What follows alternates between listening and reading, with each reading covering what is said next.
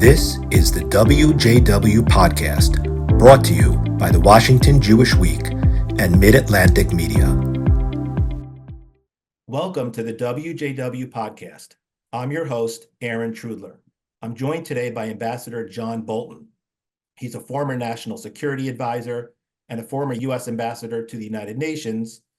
He's spent many years in public service and has served in high-level positions for several U.S. presidents. He's an author. He's also a well-respected and well-known commentator who offers insightful and informative assessments on some of the complex issues facing our nation and our world. Ambassador John Bolton, thank you for taking the time to chat.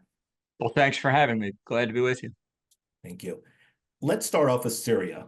The rebels have taken control of the country, and Syrian leader Bashar al-Assad has reportedly fled to Russia.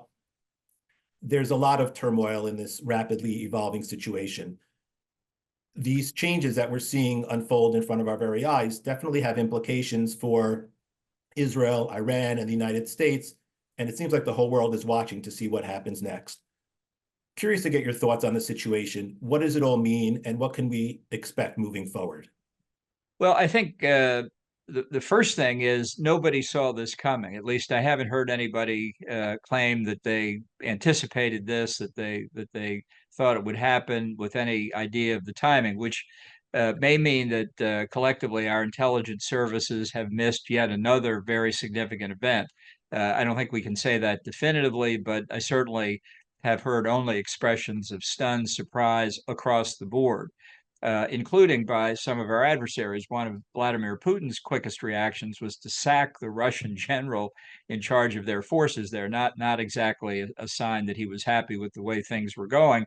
And Iran has evacuated substantial numbers of its own people and their families who had been in Syria for some time. So obviously the principal targets were taken by surprise. I think the Assad regime just collapsed in the face of it. And its military concluded that it was better to change into civilian clothes as quickly as they could because the battle was lost. And I think that was also the Russian and Iranian calculation. Better to get out while they can and try and preserve the interests they have with the new government to the extent there's any chance of it. I think the major conclusion to draw about why the timing did turn out as it did can be ascribed to the Israeli victories in the Iranian Ring of Fire strategy against Israel that was launched on October the 7th.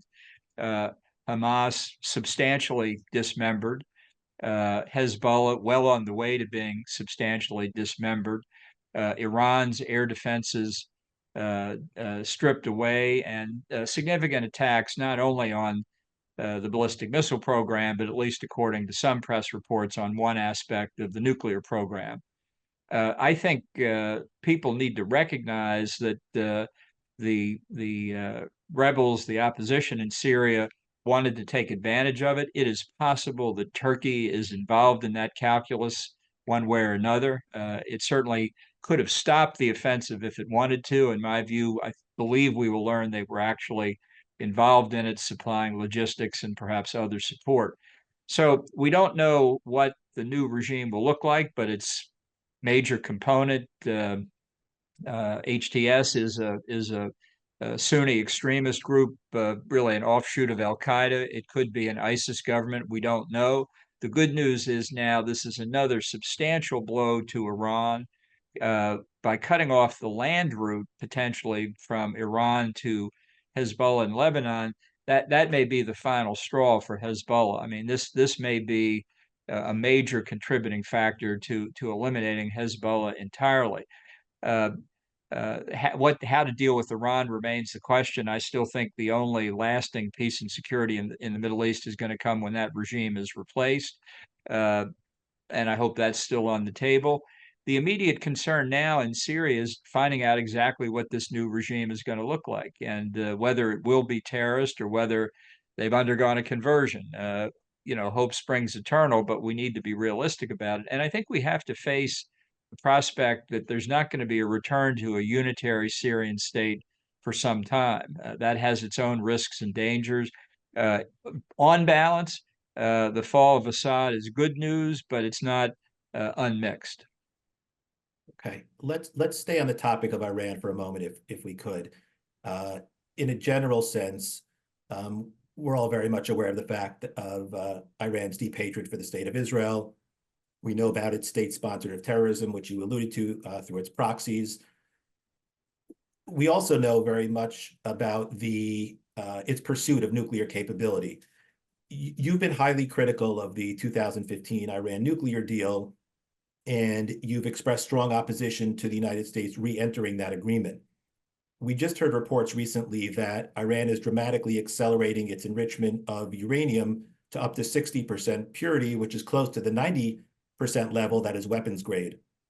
How can the United States, Israel, and the rest of the international community address that particular situation with Iran, i.e. its nuclear pursuits, and try to neutralize the grave threat that it poses to the U.S., Israel, and the entire Western world? Right. Well, I start from the proposition that the 2015 deal itself was badly flawed, even if Iran complied with its terms, which it did not.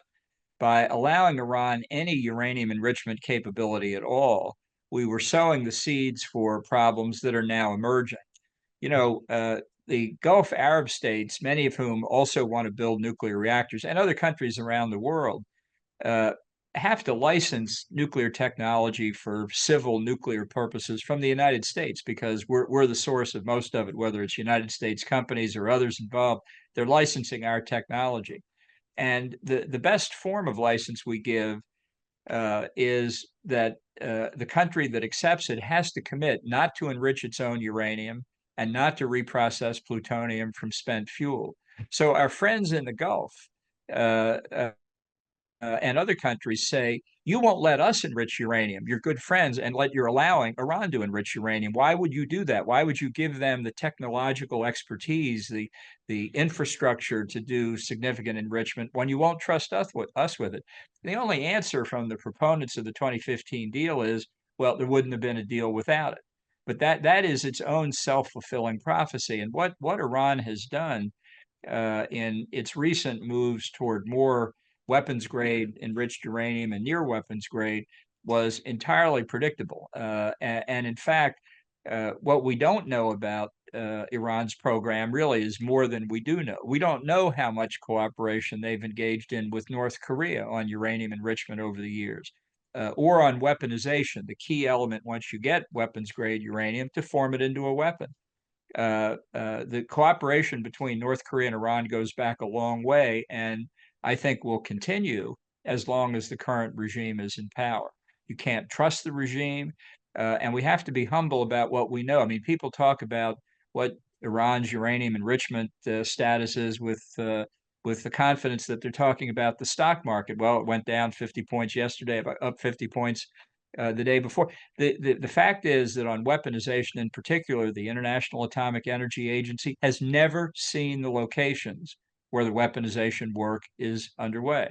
Nor, humbly, I have to say, has U.S. intelligence or anybody else's intelligence. There's more about that we don't know. We do know from the dramatic and completely successful Mossad raid on the Iranian nuclear archives in early 2018 that they had all that they needed to know to make a nuclear weapon. And whether they were making it under a mountain in North Korea, licensed by the North Koreans, or under a mountain in Iran that we didn't know about, I can't tell. But the idea that we could have confidence the 2015 deal was accomplishing its objectives is very misplaced. Okay, I want to turn now to the U.S. Israel relationship. That's a bond that is of great significance to both countries, whether it be from a national security perspective, a military standpoint, et cetera. Recently, particularly in the aftermath of the October 7th Hamas attacks, it seems like there are a fair number of members of Congress who are questioning the nature of that fundamental relationship. For example, we've seen efforts to condition aid to Israel and even perhaps withhold aid to Israel. What's your take on the situation? How do you see this effort by some lawmakers playing out as it relates to the nature of the U.S.-Israel relationship moving forward? Well, look, I think it's hard to say, but we've got a rising anti-Semitism problem in the United States. We've seen it on our college campuses. We've seen it elsewhere, manifested elsewhere in the country. And I think in some of the comments that have been made about Israel, about its conduct of the retaliation against Hamas and others in Iran's Ring of Fire strategy since October the 7th, that it's not anti-Zionism, as some people say, or it's not criticism of this Israeli government. It really is anti-Semitism again. It's as I say, distressing to have to talk about. But I think the more honestly we can speak about what happened to Israel on October the 7th and why it is a legitimate national objective for the government of Israel to say we're not simply going to respond in a proportional way to this latest terrorist attack. We're going to eliminate the threat of terrorism so our people don't have to live under that threat forever. And that's what's underway. And some people just find that hard to accept. But the evidence, and admittedly it's in hindsight, but what we know now, particularly with the fall of Assad, is that defending yourself can work. And the idea that sort of the conditions in the Middle East were permanent and that Israel shouldn't seek to overturn the existing status quo was badly flawed analysis. Indeed, the question now is whether the United States and Israel can see their way through to finishing the job in the Gaza Strip, in Lebanon, in Syria, in Iraq, where Shia militia, armed, equipped, and trained and financed by Iran, have been attacking American civil and military personnel, and in dealing with the Houthis in Yemen to end this incredible closure, effective closure of the Suez Canal Red Sea maritime transit route. It's a lot of work to do here. And Israel's persistence through enormous criticism, including by the government of the United States, has proven to be the correct course of action because we can see what happens when you persist.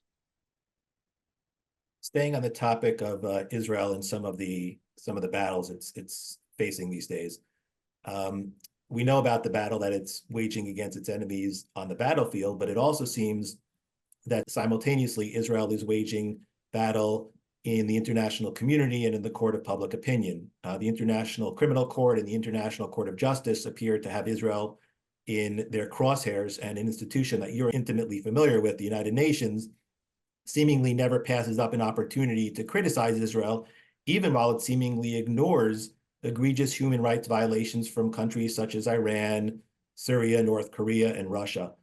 What are your thoughts relative to the UN's approach to Israel, and in your opinion, how can Israel and the United States work to blunt some of the perpetual condemnation that seems to emanate from the United Nations toward Israel?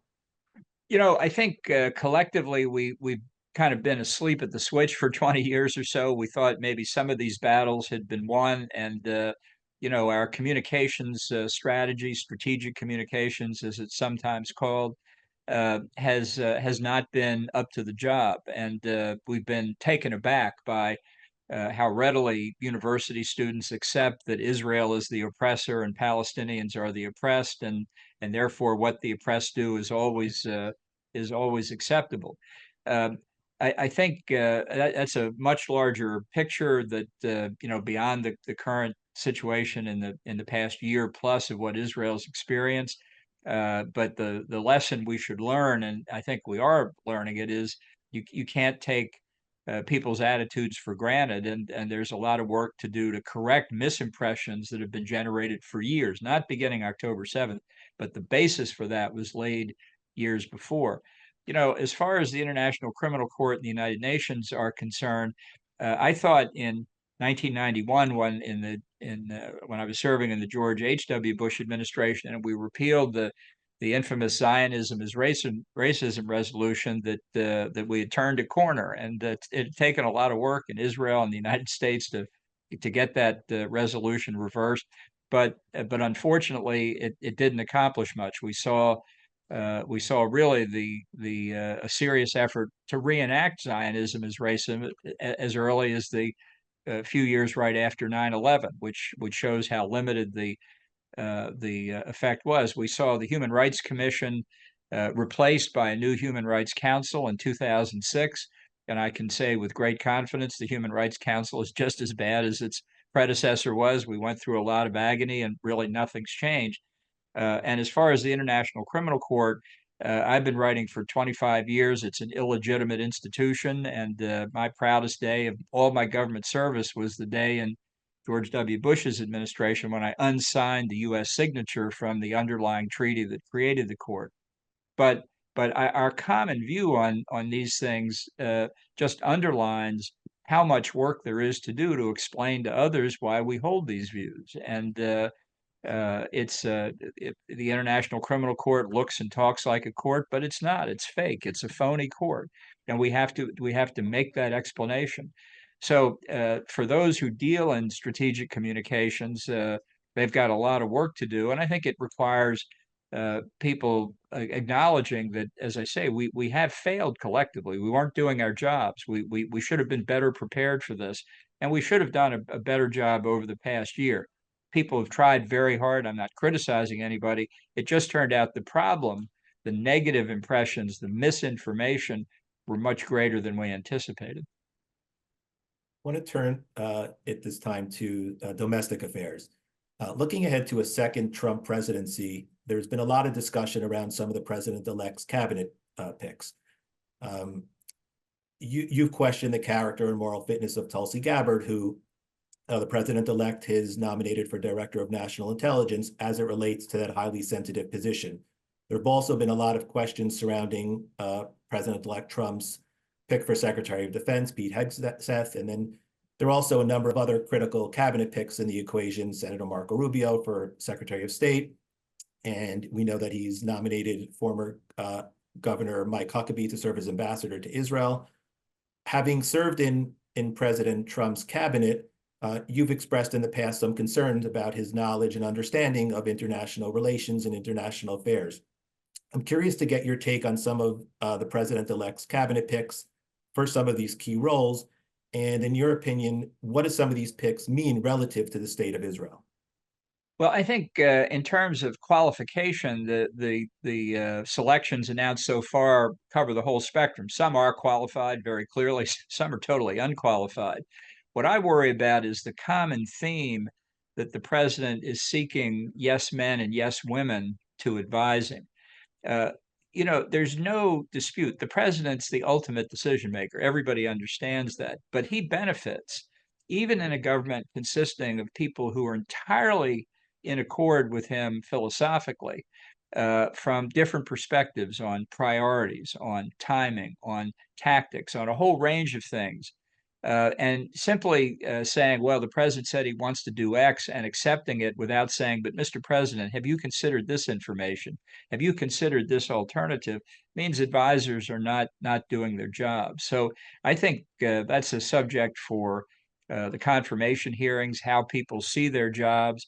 Certainly when I was national security advisor, I thought it was critical to make sure that the president had all the information available to him that was relevant. He could pay attention to it or not as the ultimate decision maker, and that he knew what his options were. He's not well served by having yes people around him, and certainly the country's not well served. I do think some of the nominations are in a category much worse than others. In my personal view, the trio of Matt Gaetz for Attorney General, Tulsi Gabbard for Director of National Intelligence, and Kash Patel for FBI Director are in a class by themselves. I think these are dangerous to national security. Gaetz is out of the picture. So the main focus now should be on the other two. There are criticisms about other people, and they're going to have to show that they've got the competence to do the job, that their personal lives can withstand scrutiny, and a whole range of other questions. My focus is on the ones that I think could be really damaging to American national security. Okay, one final question, Ambassador, pivoting back to Israel.